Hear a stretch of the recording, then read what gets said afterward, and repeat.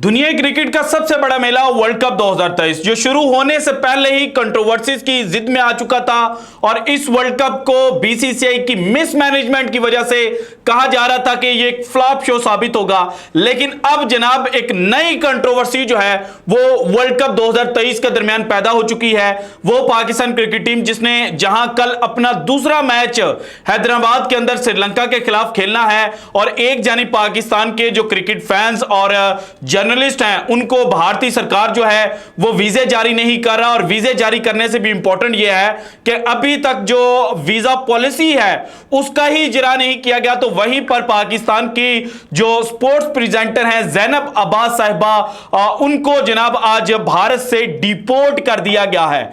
ICC ने जो explanation दी उसमें उन्होंने जनाब कहा कि ज़ैनब अब्बास जो हैं उनको डिपोर्ट नहीं किया गया, वो अपनी मर्जी से और कुछ इश्यूज की वजह से, फैमिली रीजंस की वजह से भारत छोड़कर गई हैं। लेकिन वो शख्स एडवोकेट वनीत जिंदल जिसने ज़ैनब अब्बास के खिलाफ एफआईआर दर्ज करवाई थी उसने ट्वीट करके बताया कि जनाब बीसीसीआई की बहुत ज्यादा मेहरबानी, मिनिस्ट्री ऑफ होम अफेयर्स की बहुत ज्यादा मेहरबानी और गवर्नमेंट ऑफ इंडिया की बहुत ज्यादा मेहरबानी कि उन्होंने ज़ैनब अब्बास को डिपोर्ट कर दिया है। 3 ट्वीट जो हैं वो ज़ैनब अब्बास के साथ लिंक किए जा रहे हैं। एक ज़ैनब अब्बास की जो ऑफिशियल आईडी है जो अभी वो रन कर रही हैं उसका ट्वीट है, जबकि 2 ट्वीट कहा जा रहा है कि जनाब माजी में 9-10 साल पहले वो जनाब भारतीयों के खिलाफ कर चुकी थी और उन्होंने गुस्ताखी की थी। सो आज की वीडियो में ज़ैनब अब्बास की जो कंट्रोवर्सी है उसको मैंने आपके सामने एक्सप्लेन करना है कि जनाब हुआ क्या है,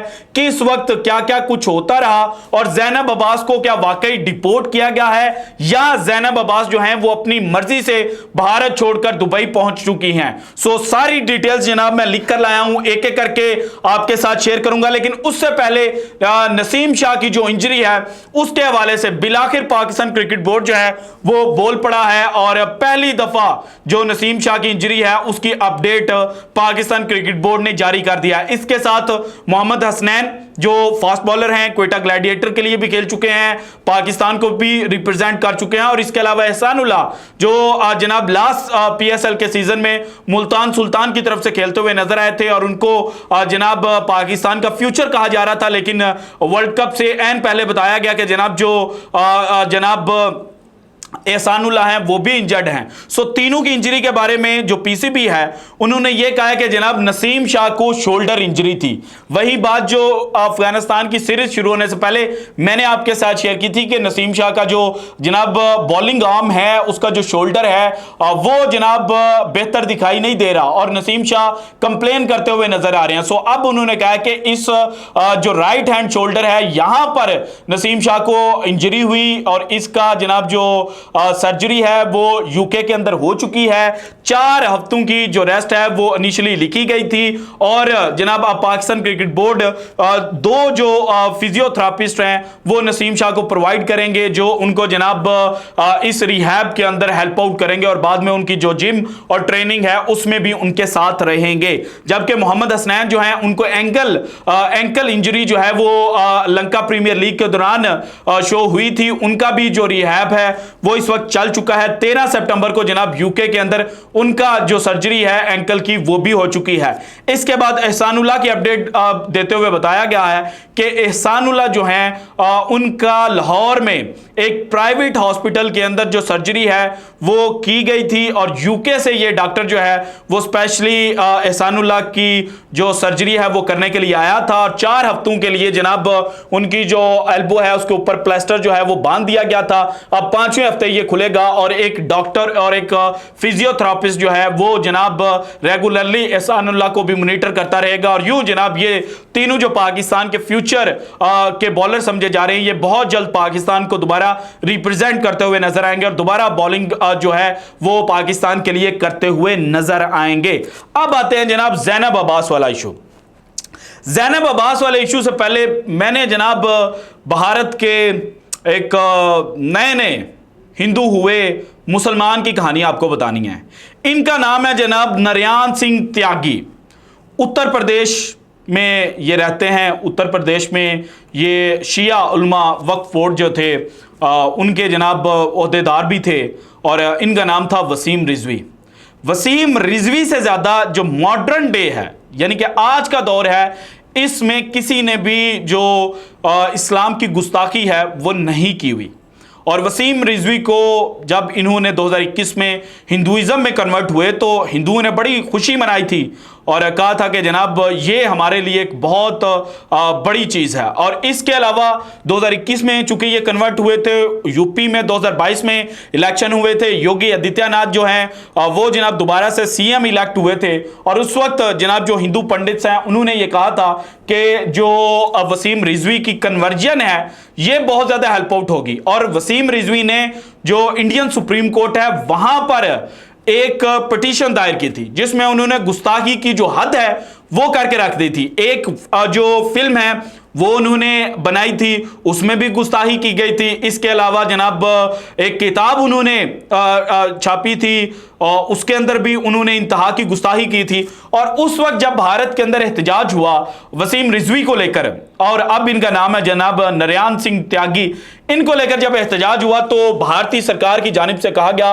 कि Bharat is a secular country, India secular मुल्क है, यहां पर कोई भी इंसान जो है वो कुछ भी कर सकता है। यानी कि जब इस्लामोफोबिया की बात हो तब आपको सेकुलरिज्म याद आ जाता है, और अब जनाब जब पाकिस्तान के खिलाफ आपने कुछ करना है तो फिर ये जो एडवोकेट वनीत जिंदल साहब हैं इन्होंने एक पिटीशन दायर कर दी। और पिटीशन से ज़्यादा मतलब एफआईआर जो है वो एक इन्होंने दर्ज करवा दी। और 5 अक्टूबर को इन्होंने ट्वीट की और ट्वीट करके लिखते हैं, complaint against Zainab Abbas official filed by advocate and social activist Vineet Jindal with cyber cell Delhi Police requesting to lodge FIR under section 153A, 295, 506, 121 IPC and section 67 IT Act for making derogatory remarks for Hindu faith and beliefs and anti-भारत, ये इन्होंने कहा। अच्छा, वो tweet क्या थे? 3 tweet जो link किए जा रहे हैं, इनमें जो पहला ट्वीट कहा जा रहा है वो कहा जा रहा है कि जनाब ज़ैनब अब्बास जब ज़ैनब लव्स SRK के नाम से ट्विटर चलाती थी तो उस वक्त उन्होंने लिखा था ट्रेंडकोल this 120 crore population can not produce one fast bowler, eat some fucking meat you should शाहकारीज। ठीक है, इसके बाद दूसरा ट्वीट इनका है, हा true it does man went Delhi and it smells of cow piss of that's their माँ काली माँ। अब ये 2 ट्वीट जो हैं कहा जा रहा है कि जनाब यहां पर उन्होंने गुस्ताखी की है। अब ना तो हमें इसका कॉन्टेक्स्ट पता है कहां पर ये बात कर रही थी, अगर हम उनके साथ भी लिंक कर दें, हम कहें कि ज़ैनब अब्बास ने ही ये ट्वीट्स की हैं और हो सकता है कि उन्होंने ट्वीट्स की हों, तो इनका लिंक कहां है, आगे पीछे की बात कहां है? क्योंकि 3 लोगों को जनाब ज़ैनब अब्बास ने ये जो हा true it does man went Delhi and it smells of cow piss, ये जनाब 3 लोगों को उन्होंने मेंशन किया हुआ है। उन 3 लोगों के नाम क्यों हाइड हैं? @ के आगे जनाब जो चीजें हैं वो हाइड क्यों की गई हैं?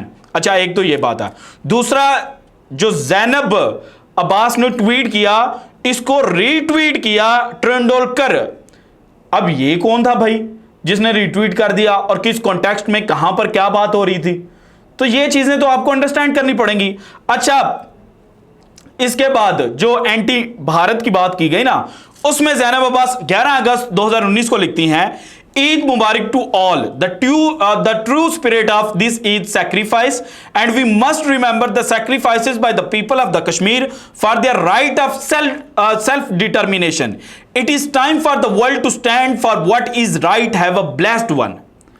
ठीक है, इसमें कोई गलत बात तो की नहीं है भाई। यूएन को जाके आप उनकी रेजोल्यूशंस चेक करें तो यूएन क्या कहता है कि कश्मीर तो आपका हिस्सा ही नहीं है और ना कश्मीर पाकिस्तान का हिस्सा डिक्लेयर किया जाता है। वो तो उन लोगों को जनाब आज़ादी इज़हार राय दी जाए और वहाँ पर जनाब एक यूएन जो है वो पोल कंडक्ट करेगा, उसके बाद जो रिजल्ट्स हैं वो डिफाइन करेंगे कि कश्मीर किसका हिस्सा बनेगा। तो आप तो उस चीज़ से भागते हो, आपने आर्टिकल 370 जो है उसको मिलियामेट किया था, तो ये चीज़ें तो आप खुद करते रहे हैं। अच्छा, ये जो शख्स थे ना एडवोकेट वनीत जिंदल, इन्होंने फिर आज ट्वीट की और उस ट्वीट पे वो जनाब कहते हैं और जो आईसीसी ने बात की कि जनाब ज़ैनब अब्बास को डिपोर्ट नहीं किया गया, तो ये लिखते हैं update on Zainab Abbas matter, big win as Zainab Abbas Pakistani presenter reportedly deported after complaint filed by advocate and social activist Waneet Jindal with Delhi Police and Ministry of Home Affairs and BCCI. Thanks to all authorities. आगे उन्होंने home minister of India @BCCI को mention किया for taking prompt action upon complaints filed by advocate Vineet Jindal. Pakistan hashtag check कीजिएगा, Pakistan hater ICC cricket world cup 2023, Vineet Jindal Zainab Abbas legal action. और वनीत जिंदल का जब मैंने पूरा ट्विटर जो है वो स्क्रॉल डाउन किया, मैंने कहा कि देखो यार कितना बड़ा सोशल एक्टिविस्ट है, तो पता ये चला कि ये सोशल एक्टिविस्ट नहीं है, ये हिंदू एक्टिविस्ट है। सोशल एक्टिविस्ट का नाम जो है ना वो अपने नाम के साथ से हटा दें। जो आप हिंदूफोबिया की बात करते हैं तो इस्लाम आपके जो टाइमलाइन है उसके ऊपर इस्लामोफोबिया की भी चीजें पड़ी हुई हैं। और अगर आपके मुल्क में जनाब कोई दूसरे की जो आज़ादी इज़हार राय है उसको नहीं छेड़ सकता, तो फिर आज तक वसीम रिजवी के खिलाफ एक्शन क्यों नहीं लिया गया? आपने तो उसको एक्सेप्ट कर लिया था नरयान सिंह त्यागी की शक्ल में, और आपने तो कहा था सेकुलर मुल्क है, तो फिर ये कैसा सेकुलर मुल्क है? चलें ज़ैनब अब्बास की तो ट्वीट्स मान लेते हैं, बाकी पाकिस्तानी जर्नलिस्ट जो हैं जिनके हवाले से आपने आईसीसी को गारंटी दी थी कि जनाब इनको वीज़े जो हैं वो ऑन टाइम जारी कर दिए जाएंगे और पाकिस्तानी शायकीन को भी किसी किस्म की कोई प्रॉब्लम नहीं होगी, तो उनको क्यों नहीं जारी किए जा रहे?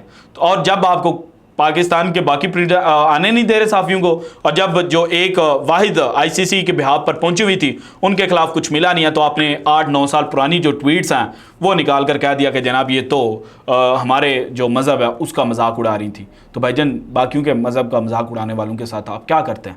क्या इसी तरह से डिपोर्ट करते हैं? और आईसीसी को एक्शन लेना पड़ेगा। आईसीसी क्या कह रहा है कि जनाब हमें हमारी जो प्रेजेंटर है उसको डिपोर्ट नहीं किया गया, जबकि वो शख्स जिसने फाइल की थी कंप्लेंट वो कह रहा है कि डिपोर्ट कर दिया गया। तो ये चल क्या रहा है भाईजान? पाकिस्तान के दूसरे मैच से पहले ये सारी चीज़ों का होना इंडिकेट कर रहा है कि जनाब चीज़ें बेहतर नहीं है। So this is it from today's episode. अगर आपको वीडियो पसंद आई तो लाइक कीजिएगा, ज़्यादा से ज़्यादा शेयर कीजिएगा, अपनी कीमती राय का इज़हार लाजमी कीजिएगा, और अगर आपने अभी तक चैनल को सब्सक्राइब नहीं किया तो कर दें। शुक्रिया, अल्लाह हाफिज़।